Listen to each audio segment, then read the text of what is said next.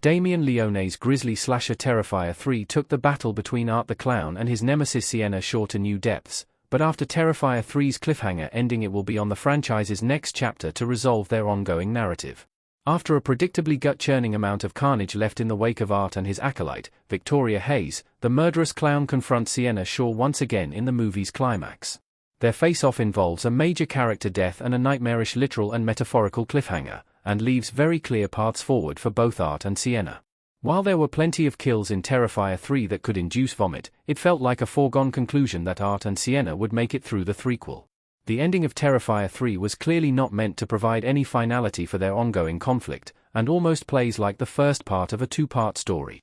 With another chapter all but guaranteed to be on the way after Terrifier 3's near-perfect Rotten Tomatoes audience score and domination of the domestic box office, Terrifier 4 will need to resolve the cliffhanger that already has fan theory engines running wild. How Terrifier 3's cliffhanger ending sets up Terrifier 4. It provides Sienna Shaw with a clear mission. Following Terrifier 3's emotional final kill, Sienna Shaw and her young cousin Gabby are able to outwit their captors, Art and Vicky, and get Sienna's magic sword into her hand. Sienna is able to behead Vicky and skewer Art, but in the fray, the demon that was possessing Vicky opens up a portal in the floor. Gabby falls into the hellish pit, managing to hang on to the side for long enough to give Sienna time to try and reach her with the sword. Unfortunately, Gabby falls off the precipice, taking the sword with her and slicing Sienna's hands in the process. Therein lies the new path for Sienna. Sienna vows that she will find her cousin, and her hands magically heal in front of her eyes. Sienna proved in both Terrifier 2 and now Terrifier 3 that she has a supernatural side just as Art does. Her angel warrior character and costume from Terrifier 2 may actually be an indication of her true powers and abilities. Her continued resolve, despite the incredible loss she suffered at Art's hands, means that Terrifier 4 will see her setting out to find Gabby, and kill Art once and for all in the process. Sienna's mission to save Gabby could take Terrifier 4 to hell. Sienna now needs to free her cousin from the pits of hell. Lauren Lavera as Sienna smiling standing next to Gabby in Terrifier 3. While it's not explicitly stated, it's pretty clearly implied that the pit that Gabby fell into was actually a portal to hell itself. The hole opened up after Vicky's blood poured across the ground and something that appeared like smoke or mist flowed out of her corpse. Vicky was pretty clearly possessed during the events of Terrifier 3, with the dark echo in her voice and apparent immortality, prior to her beheading, anyway.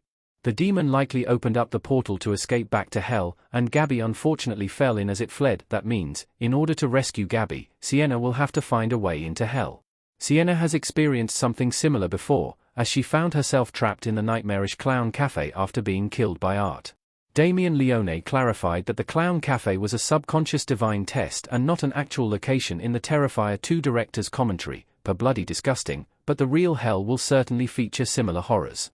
Sienna will need the divine power she seemingly now has if she expects to not only find her way to hell, but return with her cousin in tow. Art could come back stronger than before. Another resurrection could power him up. Art was a depraved but normal serial killer in the first Terrifier, but his resurrection at the end of that movie made him something else entirely. The reference to the ninth circle at the end of Terrifier 3 makes it clear that the powers behind Art and Sienna are actually the most significant forms of good and evil. Theirs is a battle between the forces of heaven and hell. That means that it's possible that Art will come back even more powerful than before. Sienna healing her hands at the end of Terrifier 3 indicates that she's beginning to realize just how much divine power she has. If she is in fact a representation of the divine on Earth, then it's only a matter of time before Art gets a power-up as well.